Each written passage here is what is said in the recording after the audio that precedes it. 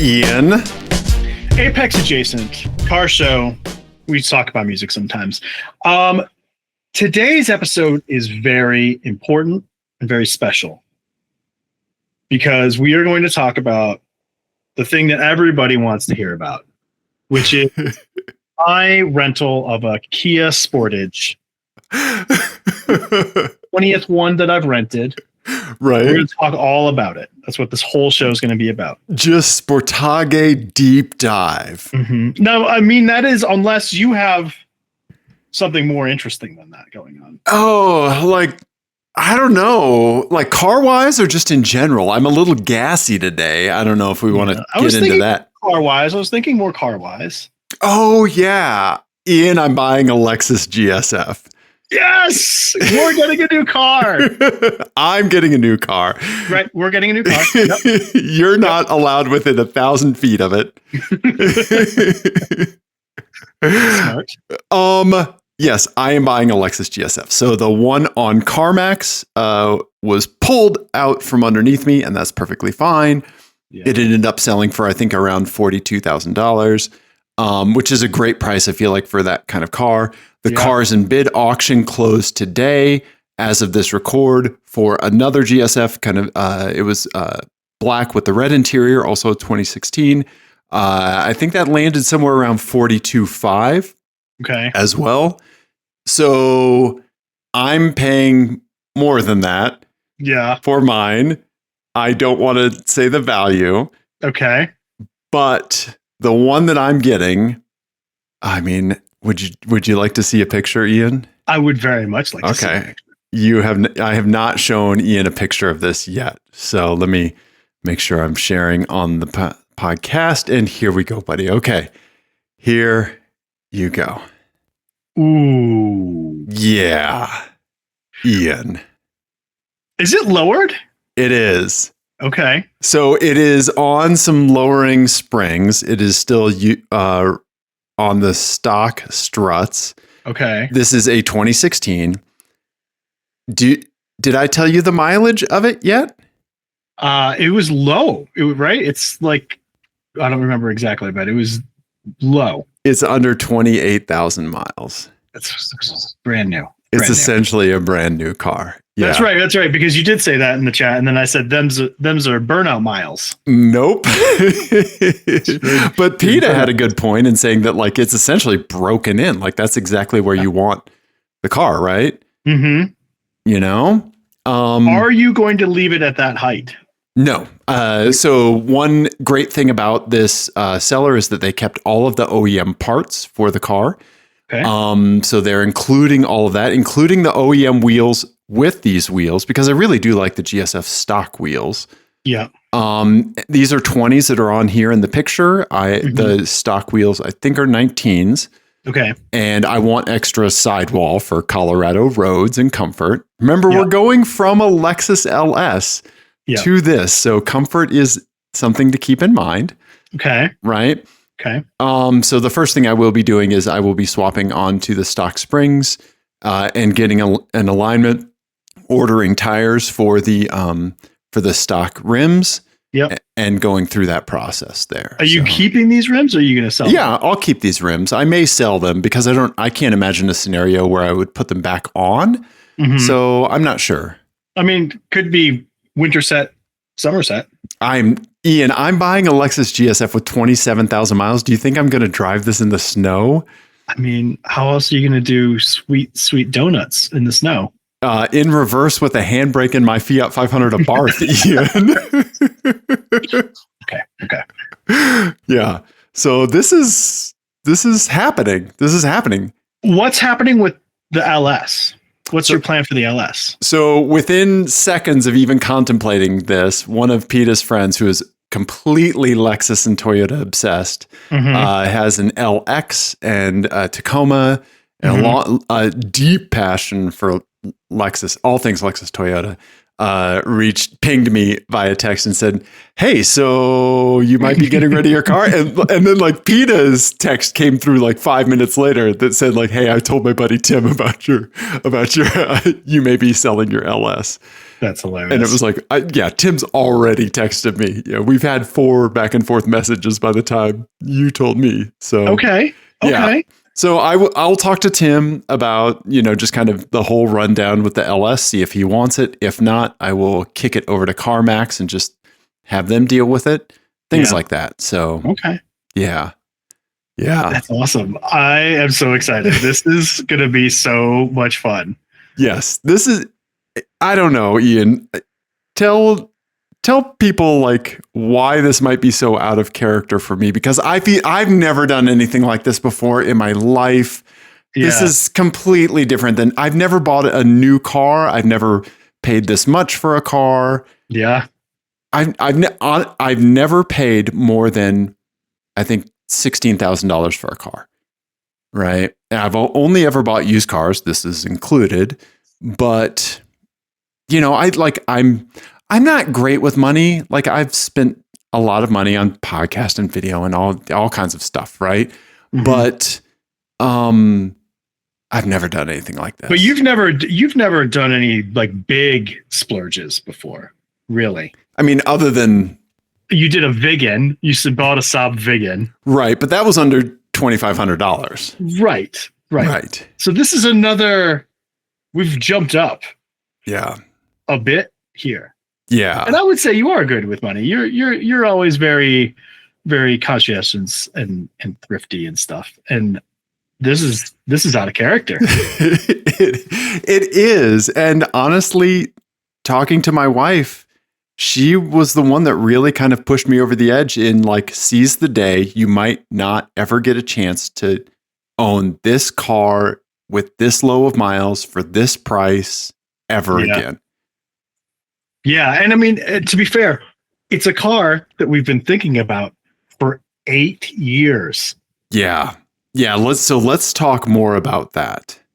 So my wife and I took a quick drive last night at like 8:39 p.m. just to see if there was any way we could see the northern lights, because they were technically visible. I think we missed the good night, which was the previous night. I don't know if you guys were able to get out to see them. No, I was in Wisconsin. It was cloudy. Okay. And then we got back and Jenny was like, "Can we go do that?" And I was like, "I am going to fall asleep right now." You can go do that. Yeah. Right. Yeah. So unfortunately we couldn't see any of the northern lights, but we were taking a drive in Luther in the LS 460, kind of like nighttime drive up north where, there's not a lot of light pollution, but we couldn't see anything. But while we were driving up there, she was asking like, what do I feel is so special with the GSF? And so I wanted to kind of bring that conversation back around to you to talk about like what you remember about the GSF. What are the things that have made it sticky for us for so long? Mm-hmm. I mean, for me, it starts and ends with the powertrain, right? Like it just feels special and different than other modern cars. Like it just delivers power in a way that is like just intoxicating, right? Like, right. And the way that it sounds, and like the hilariousness of like looking at a Lexus badge and just hearing huge burbly V8 noises coming from behind you is just great. It is. That's it. I don't remember anything about the infotainment system. I remember the seats being comfortable. Yes, I do remember the seats being comfortable as well. I don't remember ride harshness. I don't remember feeling like we were in a sports car. I felt like we were in a Lexus. But honestly, that could just be rose tinted glasses a little bit too. Like I'm guessing that there's going to be at least one thing that you're going to be like, "Oh, I forgot about that." It's going to be, you know what it's going to be like? It's going to be like watching a movie that from like your youth that you are like nostalgic about and like you loved as a kid, and you forgot about the like really problematic subplot. Right. Or the thing like, that scared you and made you cry. Uh-huh. Right. But so I'm guessing there's going to be at least one of those things where you're like, ooh, okay, well, I'll live with that. Right. Because every vehicle you are making some kind of concession no matter what. Right. Right. Mm-hmm. But I don't know. What about you? What are your memories? Do you have anything that you remember that you didn't like about it? No, other than the infotainment just being the Lexus infotainment. Mm-hmm. Unfortunately, Lexus has stayed so locked into their infotainment because they spent so much money on developing their own UI and blah, blah, blah.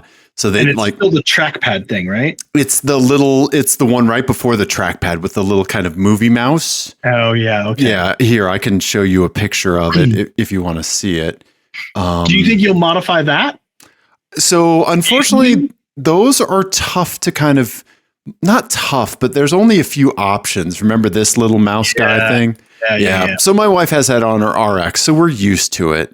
Okay. You know, and the key thing with this is turning the sensitivity down so that it doesn't just go flying across the screen when you barely touch it, right? Mm-hmm. Yeah, you have to turn it into like an FPS gamer's mouse acceleration, right? Like you need like a 1-to-1, right? Yeah, I think that I don't remember anything standing out that I didn't like.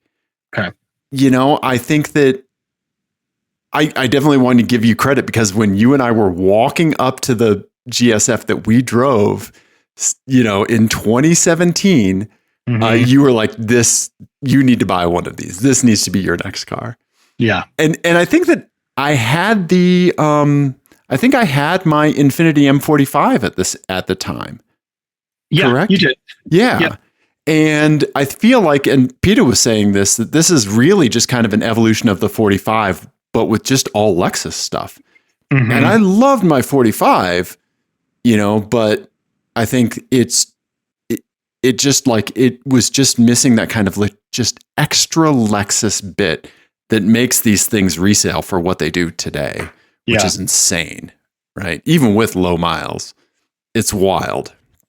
Yeah, man, I am so excited. This is gonna be so much fun. I don't know. I've been thinking a lot about just like how uptight I was when I was younger, just how, I don't know. I've been trying to like live a little, honestly.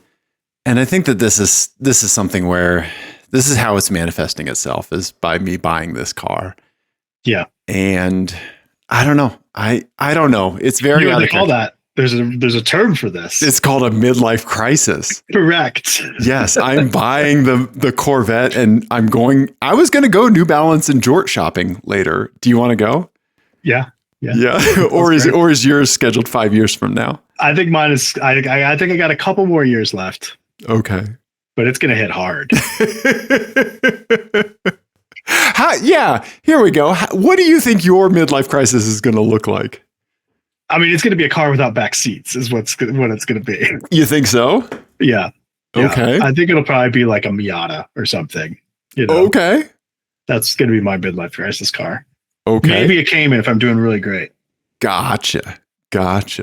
Okay. Well, I'm here for that. Yeah.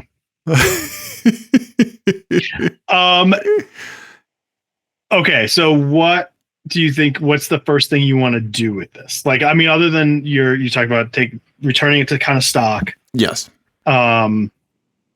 Is there any like? Do you think you're going to try to like take a road trip or like do a specific drive, or what do you think? Yeah, I don't know. You know, with winter coming, I figure enjoy it a little bit, kind of get used to it on some dry roads as much as I can. Mm-hmm. And just kind of build up that kind of feeling for the car. Yeah. You know, yeah. So I think maybe some more kind of like errand tasky driving. I don't have anything big planned.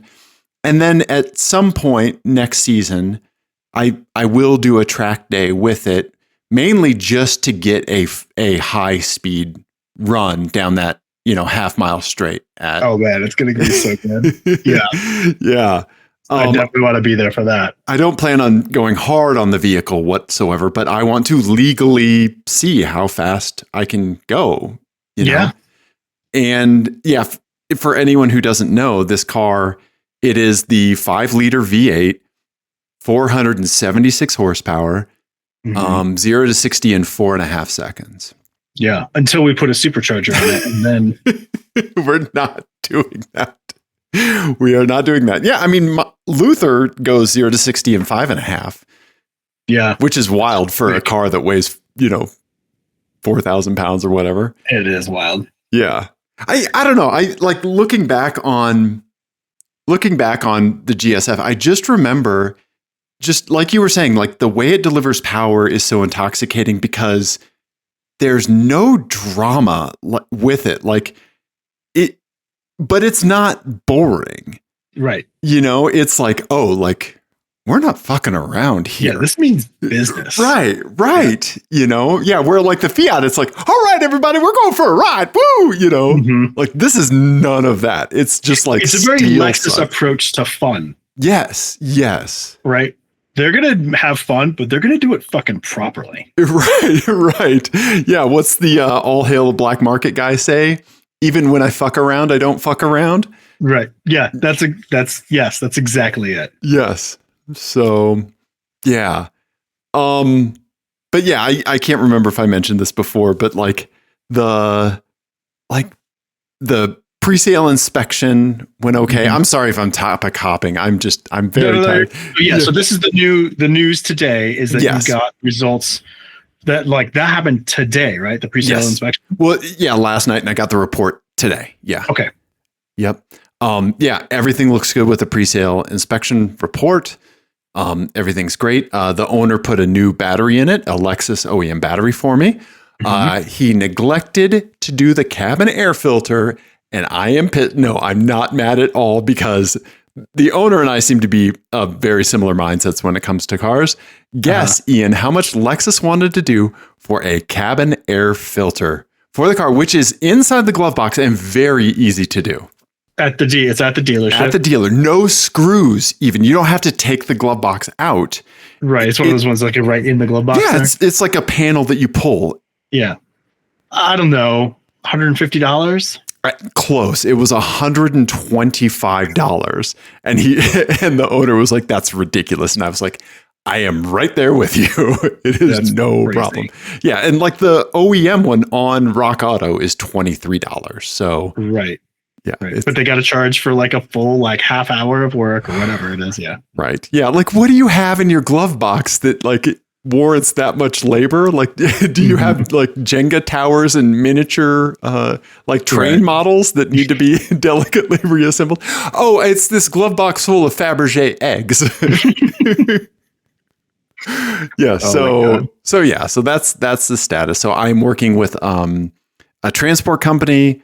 I have a quote for an enclosed transport because the last thing I want is this thing to take some freaking seagull to the face while it's getting transported across the country or who knows what else. Right.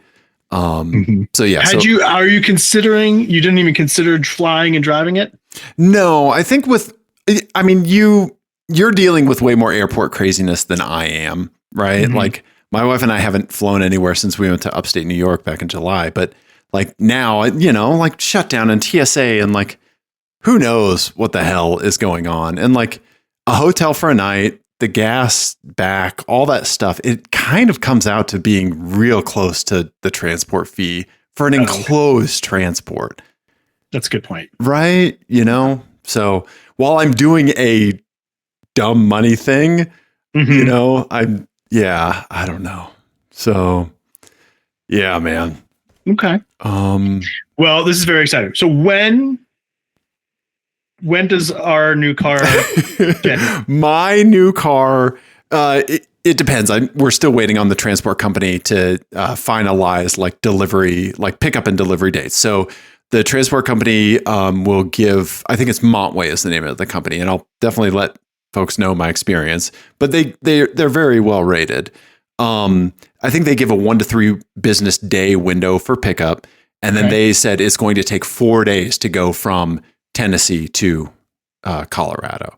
Gotcha. So yeah, so they're not, they're not Ian driving it. Right. Yeah. Like when you flew to Virginia and brought your saw back in like 7 or 8 hours. I don't know what you did. I did it in like a day and a half. Yeah. Yeah. Yeah. You did stop to sleep, right? I did. Yeah. I stopped in St. Louis and slept. That's right. Okay. Yeah. So it'll be, 4 days of transport. So, I mean, actually after this, I'm going to be sending some additional info to the transport company and, getting blocks of time for the seller. They're going to send me the title and that stuff certified mail and, so we're doing it all. That's awesome. I'm so excited for you. Thanks, man. That'd be great. I don't know.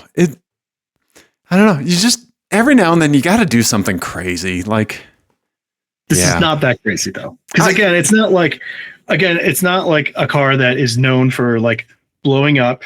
Right. And it's not a car that is gonna like suddenly lose a bunch of value either. So even if you wake up in like 6 months and decide like, oh, I really screwed up, like it's still a pretty rare car that's sought after. So I think you're gonna be fine. Right. I agree. And I think that you can even increase the value of it by letting your good friend be burned up in it. That's what I've read. Really? Mm-hmm. Yeah. That's what I'm a student, and that was a thing that I read. Sure. So don't shoot the message. Knowledge on. Sure, definitely. Yeah. Smash cut to you putting up a fake Wikipedia article. Yeah. Oh, buddy. I don't know, man. I don't know. I'm very excited. It still doesn't quite feel real. I've already had one night of insomnia that like, because I was so excited about it, but it's still in that, like, it doesn't quite feel real, zone. Yeah. Oh yeah. I got to call the insurance company, figure out how much it is to insure. Ooh, yeah. I haven't done that. Be a fun one. Yeah. Right. But I don't drive very much. I drive less than 4,000 miles on each of my cars per year. And like when I talked to the insurance company, they were like, are you fucking with us? Like, are you, no, you drive more than, and I was like, look, I have an Excel spreadsheet of mileage of my cars for the last like 4 years. Mm-hmm. Yeah. I work from home. That's it. Even with a Palm Springs road trip. Right. 16 hours each way. I was still under 4,000 miles for that year too. Yeah. So yeah, so we'll see how much the insurance is, but I don't know, man. Okay. Well, I don't know. Very exciting. Oh God, I can't wait. Dave, would you like a license plate game? I would really palate cleanser. Yes. Take your mind off of your stressful new purchase. Thank you. I would really like a license plate game, Ian. Okay. Uh-huh. This one is, oh God, what have I done with all my money? It's called self-assessment. Okay. All right. We've talked about like some self-assessments before, like mental health self-assessment, depending on your recent, Facebook Marketplace searches, things like that. Okay. Yes. This is a much less healthy one, I think. Okay. All right. Here we go, everybody. Self-assessment. Okay. Yes. So these are people telling you what they think they are. So we have a black 4-door Jeep Wrangler up top with a bunch of red accents on like the gas cap and the red alloy wheels and hinges and door handles. And we have a black Dodge Ram with a camper shell. I'm glad they didn't go with the giant chrome Ram lettering. And then down at the bottom, we've got some cool cars. The one for the game is an Audi R8 convertible. I don't know if they call those the Spiders. They do call that the Spider. Yes. Okay, the Audi R8 Spider. Thank you. And is that an Urus in front of it? I believe it is. Yes. Okay, Urus. Okay, an Urus. An Urus. All right. And the license plates are Awesomeness, Doesn't Suck, and Major. MAJOR. Mm-hmm. Okay. We're going to do some zoomies and enhances. I think that's probably a good idea. Okay. So the Jeep, we have like the big roll bar thing, light bar thing up front. We've got a South Dakota plate. They have a sticker that says, you can go fast. I can go anywhere. Mhm. You can go straight to the mechanic is what you can in your Jeep. Sioux Falls, South Dakota. They have like one of those Sasquatch. I think that's maybe the brewing company. Oh, they have the monster scar marks across their hood. Yeah. Oh boy, this is a whole thing. Somebody did a lot of powder coating on this thing. They did, and they have the check plate corners. Mm-hmm. Is that check plate? Am I using the term correctly? I can't remember what that. Yeah, that's okay. what I would call that. Okay, I couldn't remember the term for that. And then there's like some like powder coated handle coming off of the back gate there too, and I'm not sure exactly what I'm looking at, but I think that is the latch for the extra tire. Oh yeah, I think you're right. Yeah, boy, but they went and powder coated that too. They did. I think wrapped it or whatever it is. Yeah, they either got the box of Plasti Dip or they did the thing where you go buy the like an old oven with a non-functioning cooktop on Craigslist. Yeah, and use the oven for powder coating because you can do that stuff at home to some degree. Okay. Wow. Okay. Boy, that is a whole thing. And then we have the black Ram that is just blacked out. It's got like the aftermarket kind of more tactical off-roady bumper. Mm-hmm. Oh, it's a Ram Rebel. Okay. Mm-hmm. Yeah. Colorado black plate. Nothing else really. Nothing crazy. They do have the little extra field of view mirror over on the passenger side. Yep. And there's a tow hitch. So it's probably some towing going on. Probably. Yeah. We've got the R8 Spider. R8's so great. I was hanging out with our buddy Sam yesterday, and we saw a really nice, clean white R8 hardtop, and it did not have the carbon scoops on the side. It was just white, and it looked really cool, like kind of monolithic like that. That is cool. Right? Yeah. Yeah, but this one is very shiny and very nice. And, okay. Boy. Probably probably a lot of effort in maintaining the cleanliness of this vehicle. Yeah, for a black car to be that shiny and everything, it's pretty good. Right? I don't know how long ago this picture was taken, but fall is a dusty ass season in Colorado. Yeah, I will say it was taken a while ago and not in Colorado. Oh, gotcha. Okay. So awesomeness doesn't suck and major. Okay, I'm going to put doesn't suck on the R8.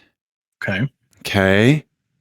I'm going to put major on the Ram, and I'm going to put awesomeness on the Jeep.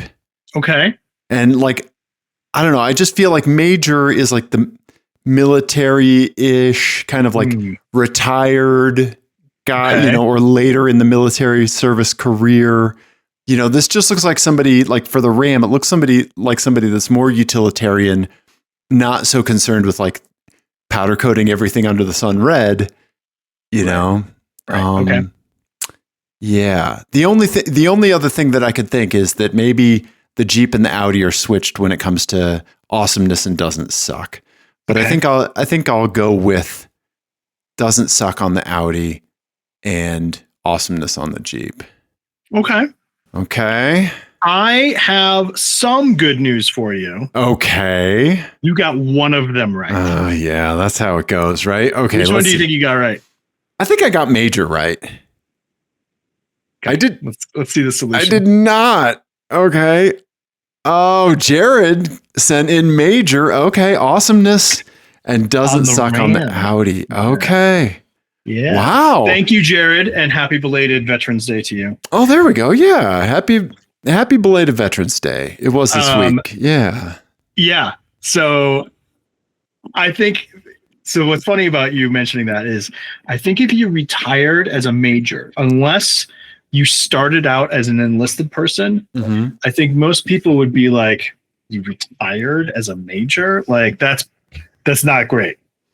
Yeah, I don't understand why. Is that like a low rank to retire at? Yeah, that's a 04. So officer 4. Okay. The fourth rank in the officer ranks. And usually if you stall out at major, I think the stereotypical thing is if you stall out at major, you are very there's a lot of, I believe the Texas term would be all hat, no cattle. Is a very like, for instance, Pete Hegseth stalled out at Major. I don't know who that is. He's the current Secretary of Defense. Oh, okay. Who's like the Fox News guy and very like rah rah rah rah rah, no beards, blah blah whatever. Gotcha. With like weird obsessions and stuff. He's a very like stereotypical like stalled out at Major. Okay. Okay. Gotcha. Yeah. Thank you for educating me on that. Yeah, no, it's just funny. Yeah, like would that be like more of a mid-career stepping stone to other things, or an early career? It would be more mid-career. Mid-career. Yeah. Mid-career. Okay. But there are people who like start out as enlisted and then move to officer like later in their career, and maybe that's all they have time for is to get to Major. So that's a thing that happens sometimes. Okay. But that's sort of the only caveat to that. Gotcha. But for the most part, if you sense. retire at Major, people are kind of like, you retired at Major? Right. And like the enlisted to officer would almost be seen as like probably a career change midstream, right? Yeah. Oh, okay. Yeah. Gotcha. Okay. Which makes sense. Yeah. That somebody would go out after that at that level. Yeah. Okay. Yeah. Gotcha. Yeah. I know someone who did that, and it was just like they made the leap at like, like 12 years in or something. Okay. Sure. Hey, okay. Right on. Well, cool. Yeah. These are wild. Yeah. It doesn't suck. Yeah. Nice car. It doesn't suck. You could just see them saying that, right? Right. It's almost worse than just being like putting awesomeness on it. Yeah. Yeah. Right. Because, it doesn't, like it almost seems more smug. Yes, that's exactly it. It does seem a little bit more smug. Yeah. Yeah. Oh, these people. Well, thank you, Jared. Yeah. Yes. Thank you, Jared. I also have my eyes that I didn't put in the talk abouts, but I did. Oh, okay. Put it in the thing. Well, yeah, let's get into it, buddy. Now, this is one of those cars that like I was out at dinner with my family. Okay. And I spotted this from across the parking lot, and I made a beeline for it. And you shoved your children to the ground. Yeah, everyone else was very confused. Okay. And they were like, Dad, it's cold. I want to get in the car. And I was like, shh, I gotta take pictures. And they did not understand. Daddy has a podcast. Right. Well, I would have, regardless of podcast or not, I would have been very excited to see this car. Okay. It holds a special place in my heart. Oh. It is in the current show folder. Okay, I think I have it here. And it's called Protege. Protege. Oh, it's a Mazda Protege. It's a Mazda Speed Protege. Right, which is pretty freaking rare. Yeah, super rare. I also took a picture of the back, but I don't have it here because it had a license plate that I want to use. Gotcha. Later. But oh man, I was so excited, and literally, and Jenny was like, it's a gray Mazda. What is your problem? Right. But one of the things Sam and I were talking about yesterday was just how much like some body cladding really changes a car. In addition to this one has extra special stuff, but the bumper of the Mazda Speed Protege just completely changes that car. Yeah. Yes. And I have driven these before. I've driven one of these before, and I will tell you, it feels so special. Really? Okay. Like it's just lovely to drive. Okay. Like it feels really, really nice on turn in, and like it's got the thing. It's got the tingle, Okay. Gotcha. Yeah. Super cool cars. Yeah. Give me the rundown. So turbocharged 4 with a 5-speed manual. Okay. Yeah, it's not like crazy fast. I think it's, only a little over 200 horsepower or whatever, but it was in that era where you had like great front wheel drive, lightweight sports cars. Yeah. And like just all the inputs are nice. Like the shifter's really nice. The pedals are well laid out and really nice. And I think the steering felt really good. Like I think it was my favorite steering of all of those era. Okay. Cars. Maybe the Civic Si would be better or about the same. Wow. But I really liked how it it drove. That's a car that I've drove like 20 years ago and like have been thinking about ever since. That's really cool. Yeah. It's such a great era for like small cars. And I think getting one with a turbo during this time was kind of hard to come by. It was, because I think this car came out before the WRX hit. Yes, definitely. And so it was like still like pre WRX, pre Evo 350Z and pre Evo. Right. So it was still a big deal, these cars. Yeah. That's really cool. I love the body kit. It looks great. It does, right? Yeah, the one you saw, has a really interesting front bumper. Yeah. Yeah. I love it, man. That's really cool. That's a great spot. I may have not noticed it unless like I was right in front of it. Mm-hmm. Yeah, no, I noticed it from across and I was like, there's no way. Yeah. I walked right over to it. I was like, it is. Yeah. And they were like, gold. Do you know like what sales figures or production numbers were? I think low. I don't off the top of my head. But like good car, bad car should have that. Right? Yeah. Sales figures. Let's see here. Yeah. And to kind of loop back on the GSF, only 2,400 of them were sold in the US. And there's less than 1,000 that are remaining with no accident history, which is, and I'm getting one with no accident history. But yet. Remember when I said I was keeping you 1,000 feet away from the car? Okay. Well, this is for all the Protege. Oh yeah, this is for all the Protege. This is not for Protege, Mazda Speed Protege. Yeah, I don't even know if that'll tell you. Yeah. I don't know. Yeah, that's really interesting. Sales figures still alive, my Mazda. I mean, this person has a number for it, so. They do, which is a 4-digit number, so that means there's probably less than 10,000. I would think so. Yeah, production numbers maybe? Mm-hmm. Yeah, let's see here. Oh, only 4,500 units. Wow. Yeah, that seems about right. 1,750 of them were in the in 2003 and 2,750 of them were in the 2003 and a half model year. That's amazing. So that was so I think that's the same year as the first WRX in the States, or a year after? I think it was let's see. 2002, I think, was the first year for it. First year for WRX in US. The States, yeah, that would be 2002. Yeah, so the year after the WRX. Okay. Yeah. But still, super cool cars, and like you just don't see them. No, for sure. It's been a few years since I've seen one, I think. That's amazing. Every time I see a Protege, I'm like, is it? Yes. And it almost never is, but this one was. Yeah, like what are some other cars that we do that with? Every time we see a Volvo, we want to see if it's an R. Mm-hmm. Right? It used to be, I mean, the 300Z X, you'd be like, is it a twin turbo? Same with the Mitsubishi 3000 GT. Is it a VR4? You know, right. That thing. Exactly. Yeah.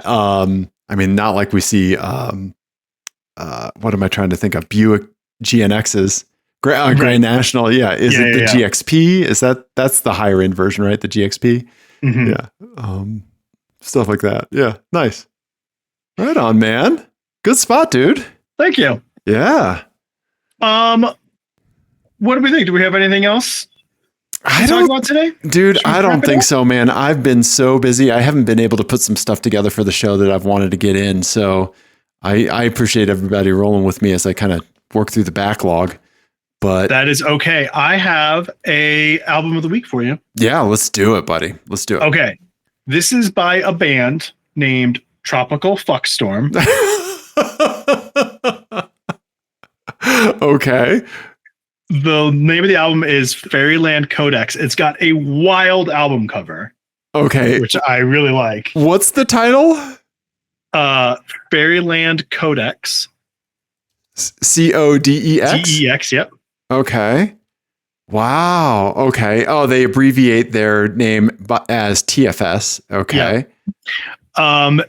It's this like kind of like harder rock, very proggy sort of thing, but there's some incredible grooves on this record. And I first listened to it when it first came out, like earlier this year, and it didn't grab me right away, and I kind of didn't think about it again. And then I had a bunch of time in the car this week, and so I was just trying to catch up with, like, revisit records that I hadn't listened to, and I listened to this, and there are some great songs on this record, and I love the album cover. Oh yeah, it's like a twisted "Where the Wild Things Are" kind of like. Yes. Yeah, that's exactly what it is. Right? It's awesome. I think it might scratch a little bit of your like hard rock metal adjacent itches that you sometimes have. Yeah. There's a couple of great songs on here. Dunning-Kruger's Loser Cruiser is a great song title, and it's a good song. Joe Meek will inherit the earth. That's the best song on the record. It is. That song fucking rips. Stepping on a Rake. Okay, I'm getting some Red Fang vibes from this. Yeah. Okay. Yeah, I think that's fair. That Joe Meek will inherit the earth. That's one of those songs, we talked about this a while back, about like you hear the beat and you're like, oh my God, I'm in. Right. Okay. Like you're just immediately nodding your head. I would just, if you're not going to listen to anything else, listen to that song. It's really, really good. Okay. There's some great moments on this record, but it is like stylistically a little bit all over the place. Okay. You love an album that dips and dives, and I do. You really do it. I really appreciate that about you. I really like that about your taste. Yeah. It's a very fun record. I'm bummed that it took me so long to get into it. Okay. Hey, it's never too late to start listening to Tropical Fuckstorm. Yeah, that's a great band name. I mean, come on. That would make a great t-shirt for them. Just, it's never too late to start listening to Tropical Fuckstorm. Yeah, Fairyland Codex. Okay, Bandcamp, if they have an official page. Spotify and Apple Music links will be in the YouTube description if you want to check out Tropical Fuckstorm, aka TFS. Yes. Yeah, I'm digging the whole vibe of these folks. Yeah. I like this. Okay. Yeah, check out that Joe Meek will inherit the earth song. It rips. Okay. So yeah, I'm here for it. Nice, dude. Okay. Dave, I think we did a car show. Actually, I just got a message from the seller. I'm not buying the car anymore. And also, you can't come over and see my garage. You can't look in it. No, I just want to put this out there. Yes. That you were planning on replacing that wheel and tire setup. Mm-hmm.